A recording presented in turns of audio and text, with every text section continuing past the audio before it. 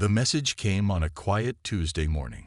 It wasn't meant to be picked up by Earth's radio telescopes, but somehow the strange signal broke through the usual cosmic noise. At first, the scientists at the Global Space Observatory thought it was just another random burst of radiation from deep space. They were wrong. Warning. Warning. Fleet emergency. All help needed. Location: Sol system, Kuiper Belt region. The message repeated itself every 30 seconds, growing stronger with each transmission. Within hours, every major observatory on Earth was tracking the signal. The source became clear: a massive collection of ships, each one larger than Earth's biggest cities, had appeared at the edge of the solar system. Dr. Brown stood at his console, his coffee long forgotten and now cold. His eyes were fixed on the screen showing 300 massive ships, all clustered together near Pluto's orbit. The vessels were beautiful, their silver hulls reflecting the distant sunlight like stars. "They're not moving," his assistant Mark pointed out, stating the obvious. Ships that size should have some kind of movement, but they're just floating there. More messages followed the first one. The aliens, calling themselves the Centauri Alliance, explained their situation. Their quantum drive systems had failed simultaneously when they entered the Sol system. 2 million refugees were trapped aboard those ships, and their life support systems were starting to fail. What surprised Earth's leaders most was why these advanced aliens were asking Earth for help. The answer was both simple and shocking. Every other advanced civilization in range had already tried and failed to solve the problem. "We have tried everything within our technological capabilities," the alien message continued. "Our AI systems cannot identify the cause. Our quantum computers show no errors. We are running out of options and time. To the inhabitants of Earth, we know you are considered a developing civilization, but we have no choice but to request your assistance." The next few hours were chaos. World leaders held emergency meetings. Military forces went on high alert. Scientists debated theories about the aliens' technology. But it was a junior engineer at NASA who asked the question that changed everything. What if their problem isn't about advanced technology at all? What if it's something simpler? The aliens sent more data about their ships and systems. The numbers were staggering. Each vessel was powered by artificial quantum singularities. Their computers could process more information in a second than all of Earth's computers could in a year. Their life support systems were managed by AI more advanced than anything humans had ever dreamed of. But they were failing. All of them. Dr. Brown, after studying the data for hours, finally understood why the aliens had reached out to Earth. "They've evolved past mechanical solutions," he explained to the Emergency Council. "Everything in their ships is so advanced that when it fails, they don't know how to fix it without their computers. And now their computers are part of the problem." The council chamber fell silent. Humanity, with its primitive technology and hands-on approach to problems, might be exactly what these advanced aliens needed. The decision was made quickly after that. Earth would help. Not with advanced technology, but with something the aliens had lost long ago: basic mechanical know-how and the ability to solve problems without computers. As the sun set that first day, Dr. Brown watched the latest images from the deep space telescopes. The massive alien fleet hung in space like a cluster of dying stars. 2 million lives were at stake, and somehow humanity's primitive knowledge might be their only hope. "Send word back," he told his team. "Tell them we're coming, and tell them to be ready for some old-fashioned solutions." The message was sent, traveling across the solar system to the stranded fleet. Earth was about to show the galaxy that sometimes the simplest solutions were the best ones. The greatest rescue mission in human history was about to begin, and it would be done the human way, with practical thinking, basic tools, and the kind of ingenuity that computers couldn't match. The stars seemed to shine a little brighter that night, as if they too were curious to see what these primitive humans could do. The meeting room at the United Space Center was packed with the world's top scientists and military leaders. They had spent 3 days arguing about who to send to the alien fleet, and they were getting nowhere. "We need quantum physicists," one scientist shouted. "No, we need AI specialists," argued another. In the back of the room, General Roberts watched with growing frustration.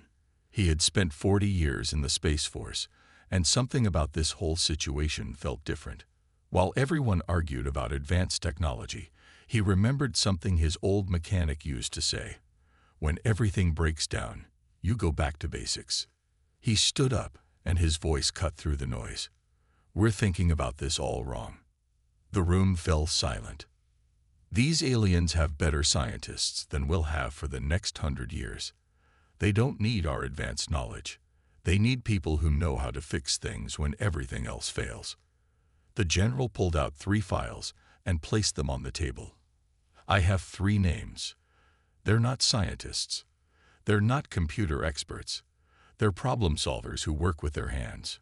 He opened the first file. Tom Weber. Spent 30 years saving ships trapped in the Arctic. Rescued more impossible cases than anyone else in history. Used ropes and pulleys when modern equipment failed. The second file showed a woman in winter gear. Anna Martinez. Survival specialist. Kept 300 people alive for 6 months when their Antarctic research station lost power. Did it using equipment from the 1950s because it was all she had. The last file revealed an older man with grease-stained hands. Jack Thompson. Still fixes steam engines and old machines. People call him crazy for keeping outdated skills, but he understands mechanical systems better than any computer. Someone in the room laughed. "You want to send a salvage expert, a survival specialist, and an old mechanic to help the most advanced alien fleet in the galaxy." "Exactly," General Roberts smiled. "Because when everything high-tech fails, you need people who know how to work without it."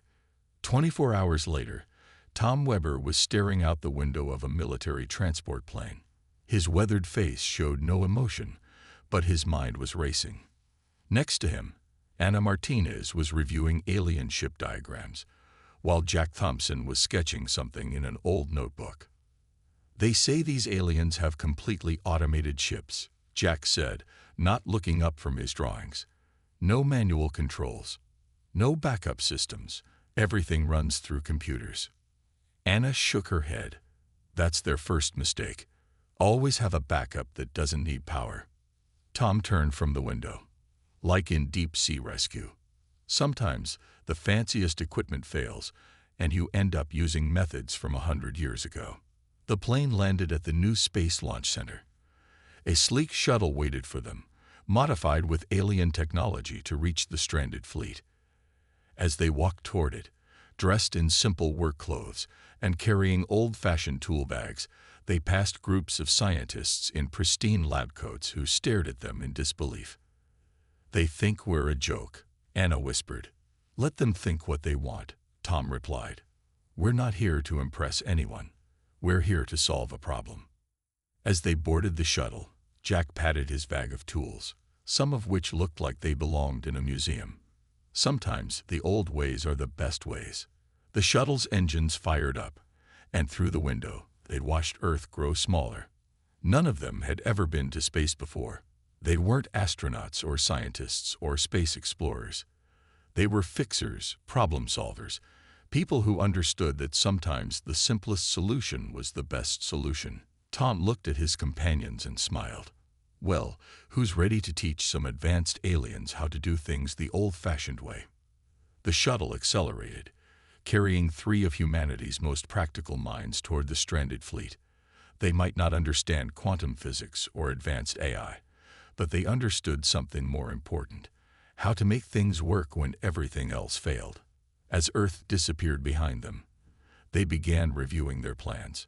Sometimes the most advanced civilizations needed to be reminded of the basics, and humanity was about to give the galaxy a lesson in keeping things simple. The human shuttle approached the massive alien fleet, and for the first time, Tom, Anna, and Jack saw just how big their task really was.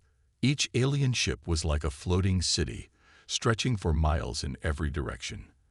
The silver hulls were covered in strange patterns that glowed with a soft blue light. "Those aren't decorations," Jack said, pointing at the patterns. "They're power lines. The whole ship is one big circuit." Their shuttle was guided into the largest vessel's docking bay by automatic systems. As they landed, Tom noticed something odd. "Look at that. No manual controls anywhere. Not even emergency handles on the doors." The airlock opened with a soft hiss, and they got their first look at the aliens. They were tall, blue-skinned beings with 4 arms and large eyes that seemed to glow from within. The alien leader stepped forward, towering over the humans. "Welcome aboard the Star Wanderer." The alien spoke through a translator device. "I am First Navigator. We expected more humans." Tom stepped forward. "Sometimes less is more. I'm Tom. This is Anna and Jack. We're here to help." The aliens led them through corridors that seemed to go on forever. Everything was automated. Doors opened by themselves, lights adjusted automatically, and small floating robots carried supplies everywhere. But Tom noticed something worrying. Many of the robots were bumping into walls, and some doors were opening and closing randomly. "Your systems are degrading," Anna said, watching another robot spin in circles. "Yes," First Navigator replied. "Our quantum core started failing 30 days ago. Then our backup systems began showing errors. Now even simple tasks are becoming difficult. Our children have never known a world without automation. We don't know how to fix anything manually." They entered a vast control room filled with holographic displays and floating data screens, but half the displays were flickering, and some were completely dark. Jack walked up to a panel and knocked on it with his knuckles. The sound surprised the aliens. Apparently, nobody had physically touched their equipment in generations. "What are you doing?" an alien engineer asked, sounding worried. "Checking the housing." "You've got vibration damage," Jack said. He pulled out an old screwdriver from his bag. "Mind if I take a look inside?" The aliens watched in fascination as Jack unscrewed the panel, something they hadn't done in hundreds of years. Inside, they found what Jack called the basics: wires, circuits, and mechanical parts that weren't so different from Earth technology. "See this?" Jack pointed to a loose connection. "Doesn't matter how advanced you are. Metal still expands and contracts. Wires still come loose. Sometimes you just need to tighten things up." Meanwhile, Tom was studying the ship's layout.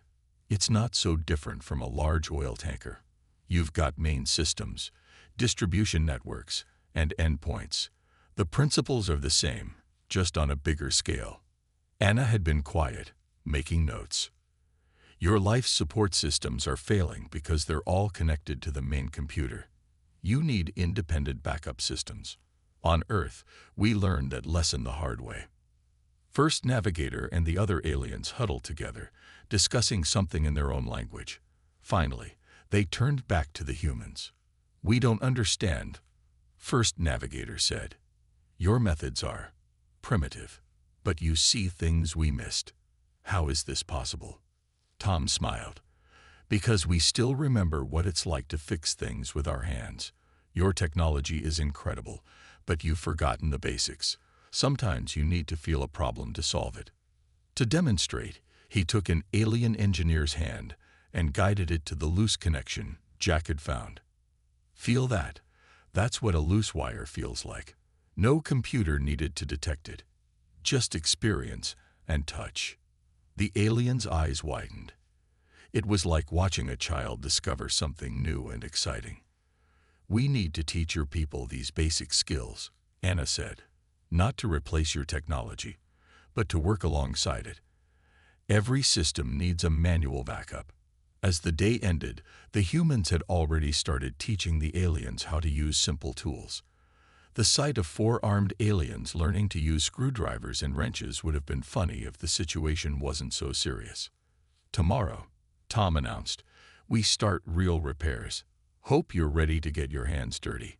The aliens looked at their hands, then at each other. For the first time since their ships broke down, they'd felt something new. The next few days aboard the Star Wanderer were unlike anything the aliens had ever experienced. The three humans had split up, each tackling different problems in their own way. In the engine room, Jack had spread out old paper drawings on the floor.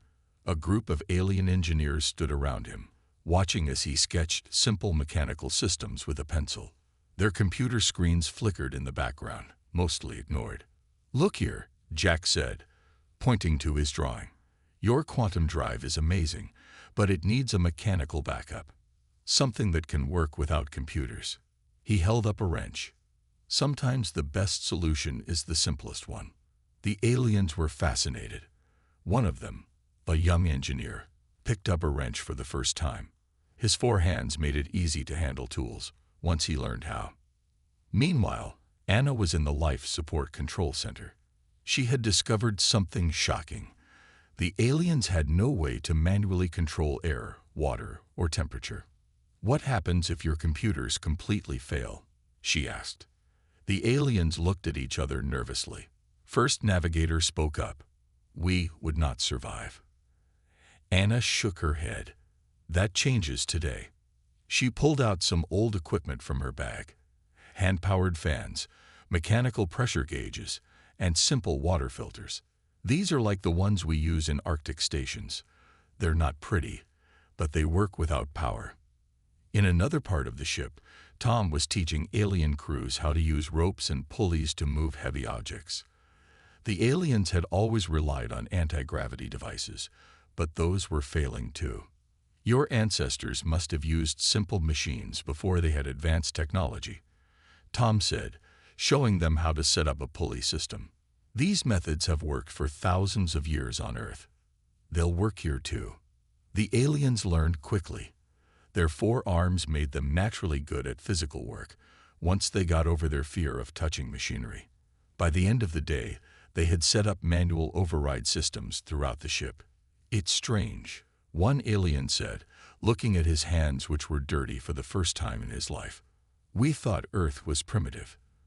But you understand things we forgot long ago." The biggest change came when they reached the water recycling system. The aliens' advanced filters were failing, and the backup systems were too complex to fix. "Watch this," Anna said. She set up a simple filtration system using layers of sand, charcoal, and special membranes. "This is how we clean water in survival situations.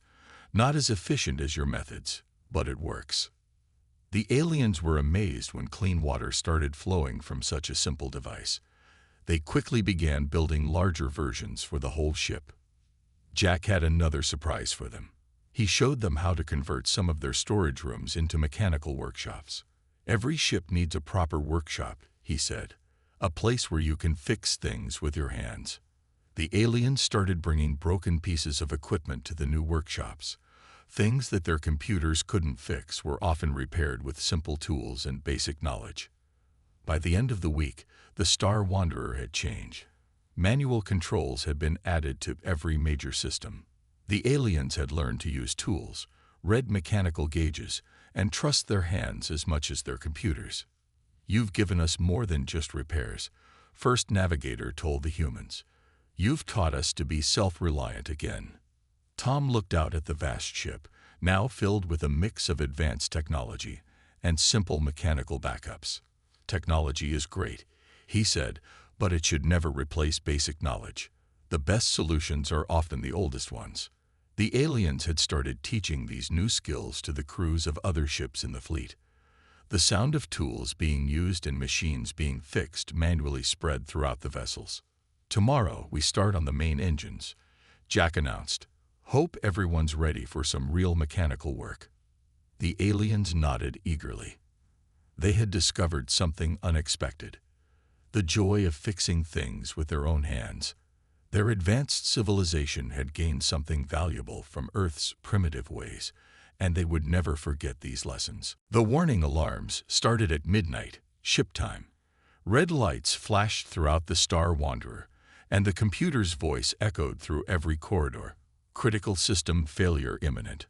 All automated recovery systems offline." Tom woke up instantly, years of rescue experience kicking in. He met Anna and Jack in the hallway as they rushed to the control room. The scene inside was chaos. Multiple systems are failing at once, First Navigator said, his voice shaking. The quantum core is destabilizing. AI systems are shutting down. We can't stop it. The main screen showed a cascade of failures spreading through the ship. Worse, the problem was spreading to other ships in the fleet through their linked computer networks. Shut down the network, Jack shouted. Disconnect all ships from each other. The aliens tried, but their computers wouldn't respond. They were trapped, watching as their technology turned against them. Forget the computers, Tom said firmly. We do this manually. Anna, take life support. Jack, handle power distribution.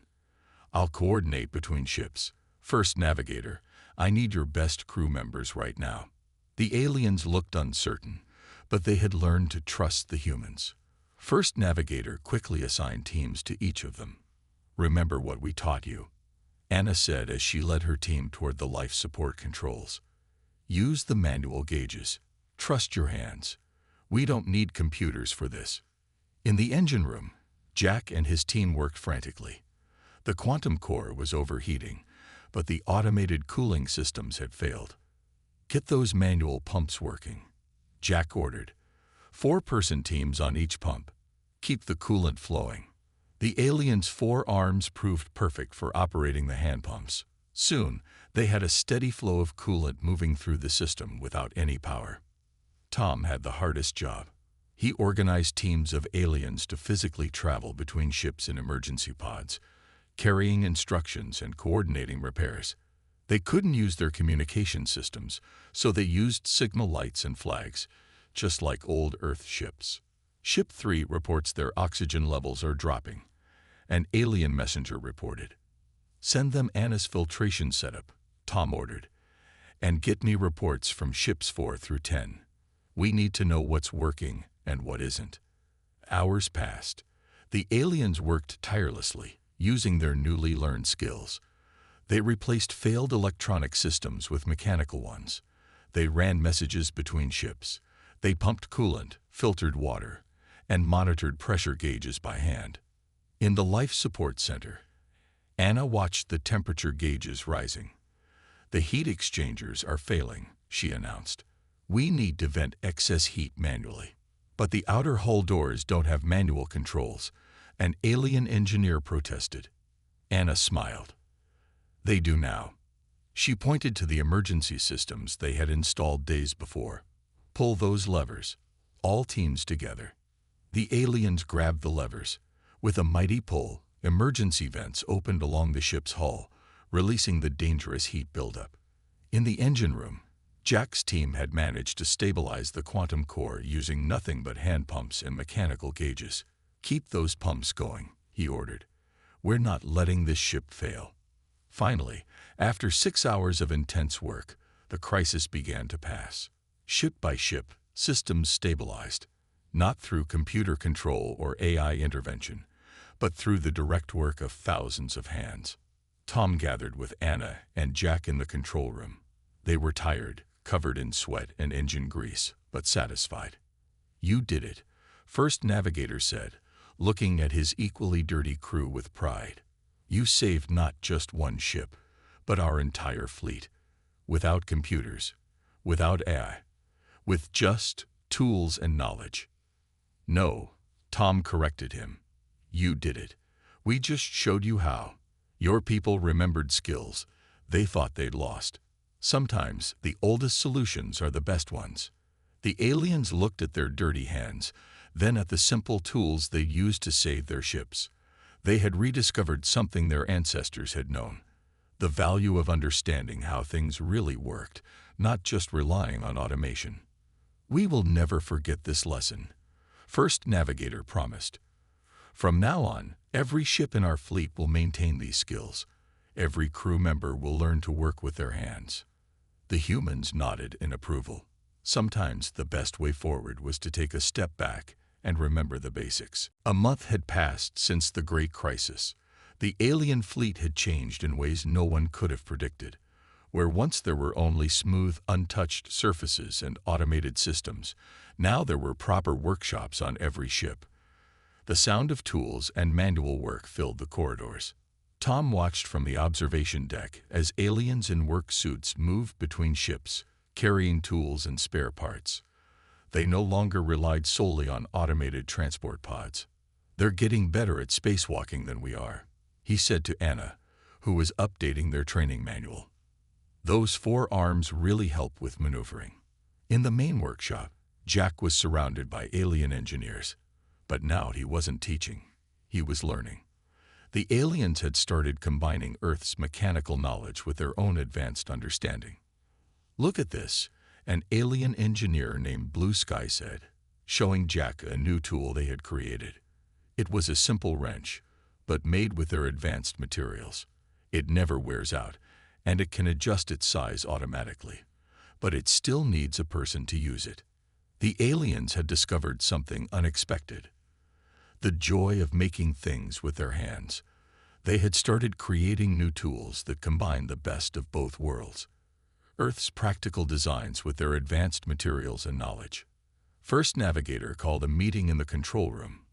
The walls, once covered only in screens, now had mechanical gauges and manual controls alongside the digital displays. "We have news," he announced to the human team. "The Centauri Alliance has received our reports.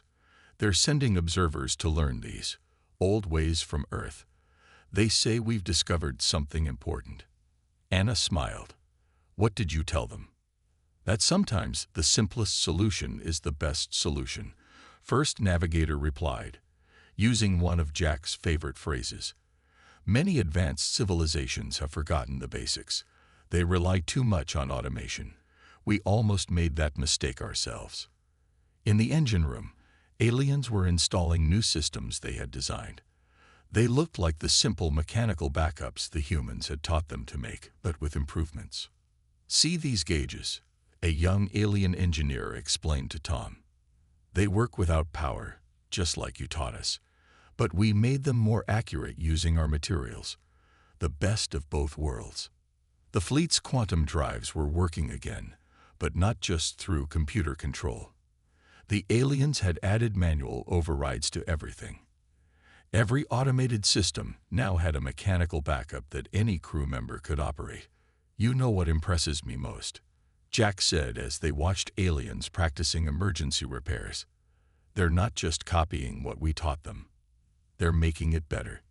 He was right. The aliens had taken Earth's primitive knowledge and combined it with their advanced science. They created tools that couldn't have existed on either world alone, perfectly balanced between high technology and practical simplicity. First Navigator led the humans to a new room they hadn't seen before. Inside, alien children were learning to use simple tools, understanding basic mechanical principles before they moved on to advanced technology. "This is our greatest change," he explained. "We're teaching our young ones to understand the basics first. No more relying only on computers. They must know how things work with their own hands." The children were fascinated by simple machines: levers, pulleys, gears. Their 4 arms moved naturally now as they worked, no longer awkward with physical tasks. "We've started similar programs on all our ships," First Navigator continued. "And soon, on all our worlds. The Centauri Alliance calls it the Earth approach. Understanding the simple before mastering the complex." Tom, Anna, and Jack looked at each other with pride. They had come to save a stranded fleet, but they had given these advanced aliens something more valuable: a connection to the physical world around them. "Your ships will be ready to travel soon," Anna said. "Are you nervous about the journey?" First Navigator's eyes glowed with confidence. "No, because now we know that no matter what happens, we can fix it, with computers or without them. That's the most valuable thing you taught us." The humans nodded. The aliens had learned well. They had found the perfect balance between advanced technology and basic knowledge, between automation and human touch. They would never be helpless again. 6 months after the humans first arrived at the stranded fleet, it was time for departure. The massive ships were ready to continue their journey, transformed by their time with Earth's simple but effective solutions. The docking bay of the Star Wanderer was filled with aliens saying goodbye to Tom, Anna, and Jack. Many of them had grease stains on their hands and tools in their belts, a sight that would have been unthinkable half a year ago. "It's strange," First Navigator said, looking at his crew. "When we first called Earth for help, we thought we were reaching out to a primitive world. Now we understand that we were the ones who had lost our way." The changes in the fleet were remarkable. Every ship now had a full workshop with both advanced tools and simple mechanical equipment. The aliens had created new training programs that started with basic mechanical principles before moving on to advanced technology. "Look at this," a young alien engineer said, showing the humans their parting gift. It was a beautifully crafted tool set, combining Earth designs with alien materials. "Every ship in the Centauri Alliance will carry these now. We call them Earth tools." Jack picked up one of the wrenches, testing its weight. "Perfect balance," he said with approval. "You've learned well. Maybe too well," he added with a laugh. The aliens had done more than just copy Earth's methods. They had improved them, creating a perfect blend of simple mechanics and advanced technology. Their ships now had 3 levels of every system: automated, computerized backup, and fully manual control. "The Centauri Alliance has made a decision," First Navigator announced. "Earth will be known as the Engineer's World. We're establishing a training center there, where our people can learn your practical ways." Tom looked surprised. "You want to learn more from us?" "Of course," First Navigator replied. "You showed us that true advancement isn't just about having better technology. It's about understanding how things work at every level." Many worlds in the Alliance have already requested to send students to Earth. Anna watched as alien crews demonstrated their new skills, effortlessly switching between computer controls and manual operations. "You don't need us anymore," she said with pride. "No," First Navigator agreed, "but we will never forget what you taught us. Every ship in our fleet now carries a manual with your lessons. We call it the human approach to space." The time for departure came. As the humans prepared to board their shuttle, they saw something remarkable. The entire fleet, all 300 ships, had lined up in formation. At exactly the same moment, each ship turned on its external lights, not using computers, but by crews pulling manual switches. "A final salute," First Navigator explained, "done the human way." From their shuttle window, the humans watched as the massive fleet prepared for departure. The ships now hummed with a different kind of energy, not just the power of advanced technology, but the confidence of crews who truly understood their vessels. "They'll be all right now," Jack said as the fleet began to move. "They'd found the right balance." Tom nodded. "Sometimes you have to look backward to move forward." The alien fleet accelerated gracefully into deep space, their massive engines glowing with power. But now, each engine had manual controls, each system had mechanical backups, and each crew member knew how to use them. Back on Earth, the story of the stranded fleet became legend. Within a year, the promised training center was built, where aliens from across the galaxy came to learn Earth's practical approaches. They called it the Academy of Fundamental Engineering. The 3 humans, Tom, Anna, and Jack, became instructors there, teaching aliens from hundreds of worlds the importance of understanding basic principles.